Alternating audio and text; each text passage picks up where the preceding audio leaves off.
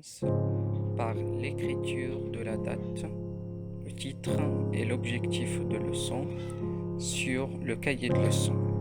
Cette fois-ci, c'est sur la partie d'orthographe où vous allez écrire la date, le titre et l'objectif. Allons-y. Très bien. Alors directement après l'écriture de la date, le titre et l'objectif, comme on fait en classe, on passe à l'écriture de la règle. J'écris la règle sur mon cahier de leçon. Très bien. Rappelez toujours, j'écris la lettre en essayant de comprendre ce qui est dedans. Ça veut dire le contenu de cette règle. Je vais la lire moi-même pour faire une lecture explicative. Avant ça, nous allons faire un petit rappel de ce que ça veut dire une lettre muette. En français, une lettre muette, je reprends. La lettre muette, c'est une lettre qu'on ne prononce pas. Je répète, la lettre muette, c'est une lettre qu'on ne prononce pas. Elle peut se trouver au début, au milieu ou à la fin d'un mot. Je répète, elle peut se trouver au début, au milieu ou à la fin d'un mot. En général, on ne la prononce pas. En français, on en a plusieurs. Ça veut dire on a plusieurs lettres muettes. C'est ce qu'on va découvrir dans notre leçon d'aujourd'hui. Lisons ensemble. Une lettre muette est une lettre qu'on ne prononce pas. C'est ce que je viens de dire. Elle peut être une voyelle. Ça, c'est la première des choses. La lettre muette peut être une voyelle. Rappelez-vous ce que ça veut dire les voyelles. Ce sont 6. A, O, A, E, I, O, U, Y. On parle alors d'un E muet ou une consonne. Lorsqu'on parle d'une voyelle ou bien d'une lettre muette qui est une voyelle, on évoque toujours la lettre E. Ou une consonne comme H, B, C, D, G, L, P, S, T, X. Le E muet peut se trouver à l'intérieur d'un mot, ça veut dire au milieu, comme gaiement, dont le nom est la gaieté, ou en fin de mot, comme une bougie, vous voyez avec moi, le E est à la fin du mot, une bougie, une rue, la joie, un musée. Alors le E aussi se trouve à la fin du mot, bien en fin de mot, et dans le mot gaiement, il se trouve au milieu. Est-ce qu'il se trouve au début? Non, pas du tout.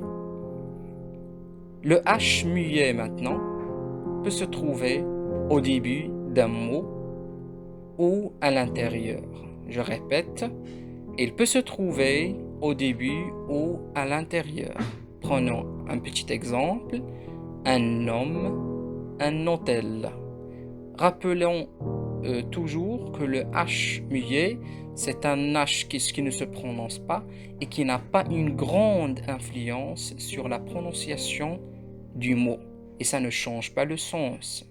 Homme, hôtel. Ça nous sert quelquefois à faire de la liaison. Par exemple, si je prends le mot homme, si je le mets au pluriel, ça va devenir les hommes. Alors ici, le H nous a servi à faire de la liaison. Très bien.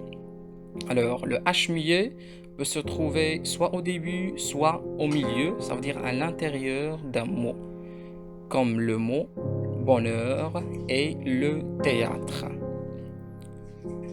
Une autre remarque à signaler, il ne faut pas confondre le H muet avec le H aspiré. Par exemple, je viens de dire que le H muet sert à faire de la liaison et il n'a pas une grande influence sur le mot, bien sur la prononciation du mot. Par contre, le H aspiré se trouve au début du mot et il a la fonction de maintenir le hiatus. hiatus, c'est lorsqu'on a double consonne, le double voyelle, pardon, et on doit leur garder la prononciation. On doit garder la prononciation de ces deux voyelles l'une avec l'autre. Lorsqu'on garde cette prononciation, c'est ce qu'on appelle le hiatus. Le H aspiré ici vient pour maintenir cette prononciation de hiatus. Très bien. Je passe à l'autre partie maintenant. Les autres lettres muettes se trouvent le plus souvent à la fin des mots. Très bien. Alors dans la première partie, on a vu le E muet, le H muet qui peuvent se trouver soit à la fin, soit au début, soit à l'intérieur d'un mot, selon chacune des lettres. Dans la deuxième partie, on a plusieurs lettres muettes et comme a dit la règle, les autres lettres muettes se trouvent le plus souvent à la fin des mots. Je répète, à la fin des mots, contrairement aux autres lettres E et H.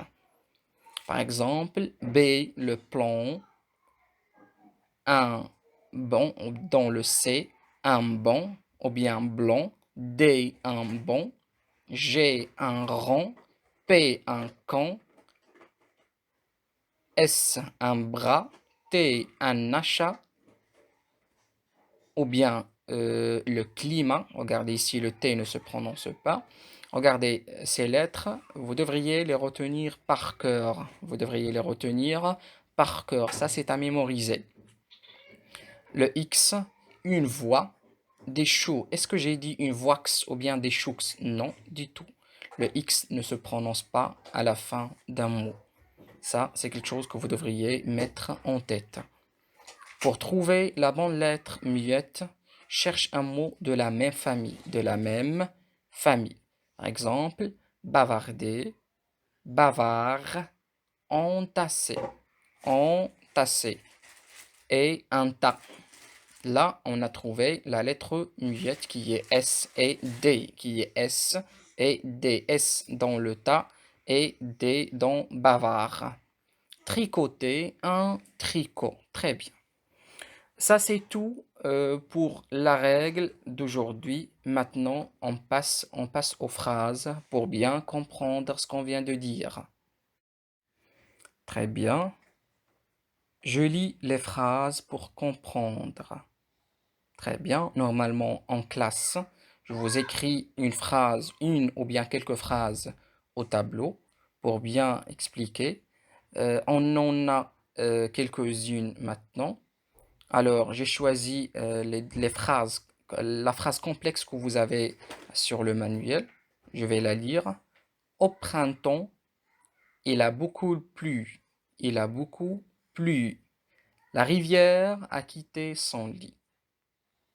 Ça, c'est une phrase métaphorique. C'est une phrase métaphorique. Je vais l'expliquer par la suite.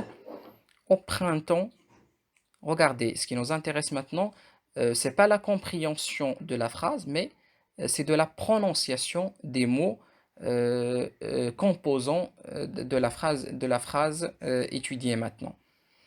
Au printemps, on n'a pas prononcé les deux dernières lettres P et S. Ce sont deux consonnes. Au printemps, il a beaucoup, pour le mot beaucoup, on n'a pas prononcé le P aussi. Il a beaucoup plu. La rivière a quitté son lit. La rivière, on a une lettre, la lettre E ici.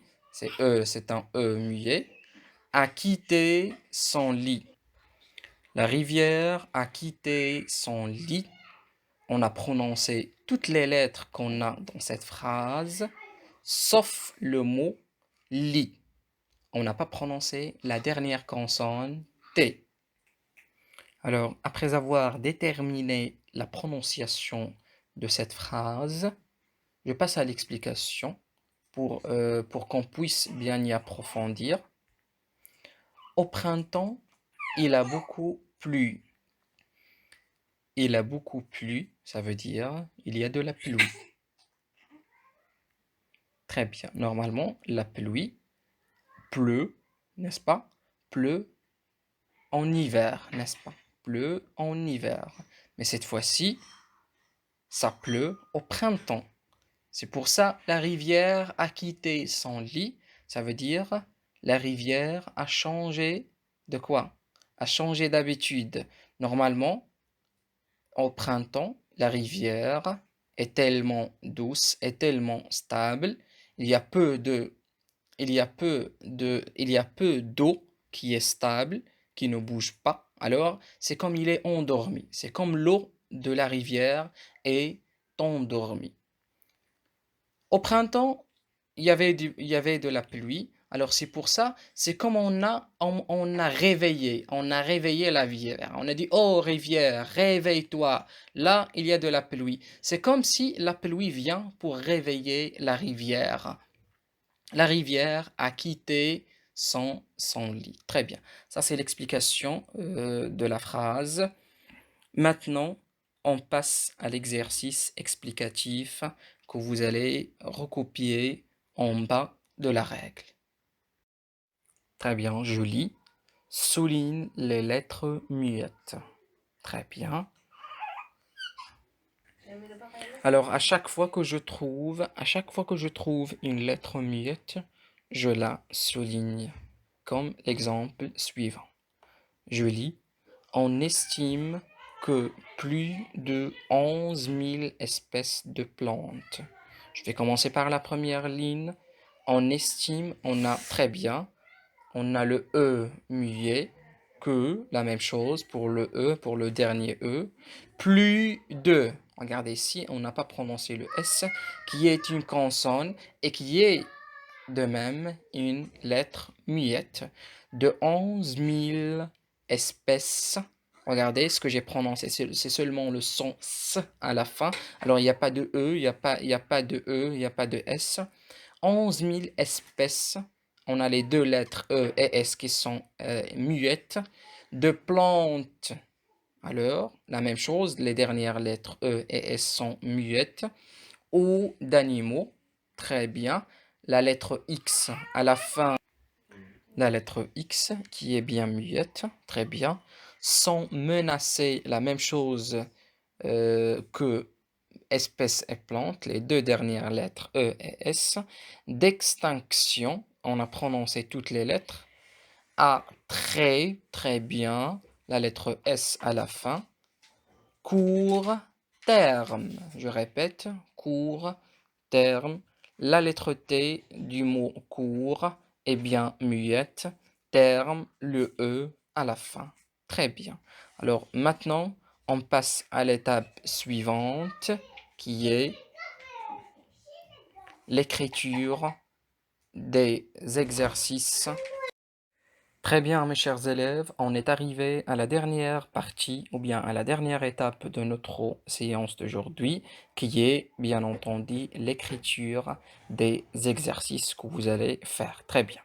Alors après que je termine tout cela, je prends mon cahier de texte, la page du vendredi sur laquelle je vais écrire pour le 24 avril 2020, ça veut dire pour le vendredi prochain, orthographe, faire les activités 1, 5 et 7, page 97 du livret d'activités. J'espère que vous avez bien compris la leçon d'aujourd'hui.